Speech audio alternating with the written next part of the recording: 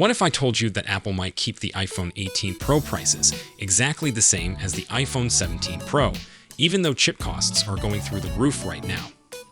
I know it sounds almost too good to be true in today's world, where everything seems to be getting more expensive. But here's the thing. Recent supply chain reports and analyst predictions are painting a very different picture than what we usually expect from Apple launches.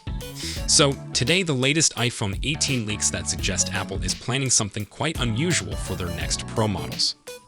We're talking about stable pricing, major battery improvements, and some design changes that could change how you use your iPhone forever.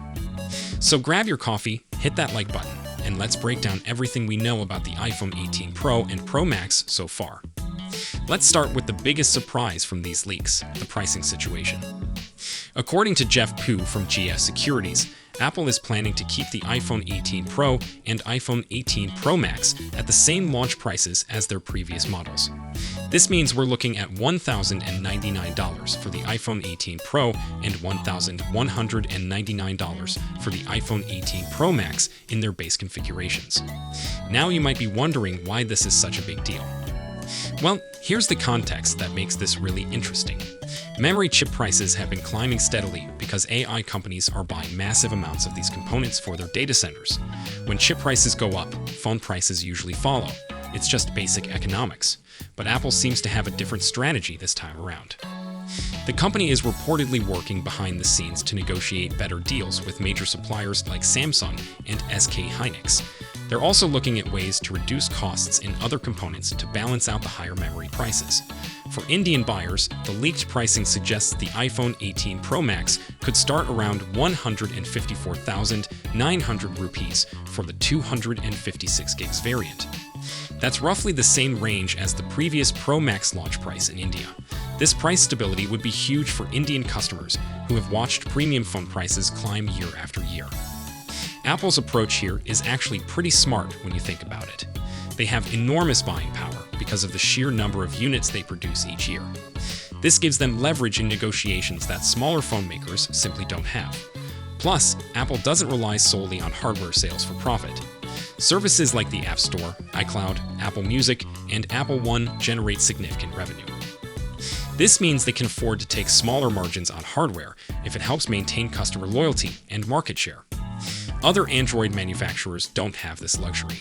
They depend heavily on hardware profits, so when component costs rise, they have to pass those costs on to customers. Now let's talk about what might be the most significant hardware change in the iPhone 18 lineup. Multiple reports suggest Apple plans to remove the physical SIM card tray from all iPhone 18 models worldwide. This isn't completely new.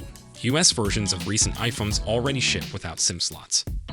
But extending this globally would be a major shift for international markets.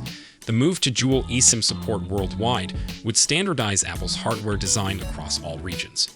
No more different versions for different countries, just one unified design. But here's where it gets really interesting for users. Removing the SIM tray frees up internal space inside the phone. Apple has already used this extra space in US models to fit larger batteries. Reports suggest this approach will now benefit all iPhone 18 models globally.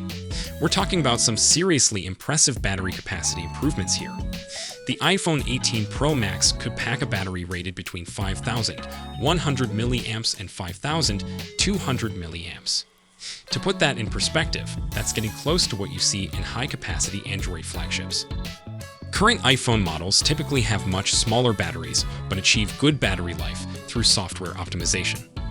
Imagine that same optimization with significantly more battery capacity. These larger batteries make sense when you consider how phones are being used today. Displays are getting brighter and more power-hungry. On-device AI processing requires more energy. Camera systems are becoming more advanced and resource-intensive. All of these factors increase power consumption, so bigger batteries are becoming essential. However, the global eSIM transition isn't without challenges. Not all regions have the same level of eSIM infrastructure readiness. Some carriers still rely heavily on physical SIM cards for customer onboarding and service activation. This could create complications in markets where digital provisioning systems aren't fully developed yet. Apple has historically tailored hardware features by region to accommodate local market needs. A universal eSIM-only approach would signal confidence that carrier infrastructure and regulatory frameworks are ready worldwide. Now, let's talk about the expected launch timeline for these devices.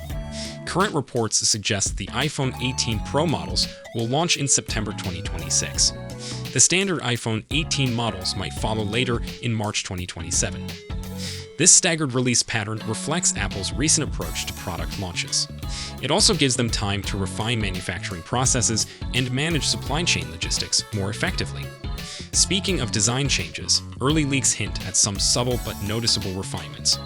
The front-facing camera position might be adjusted slightly.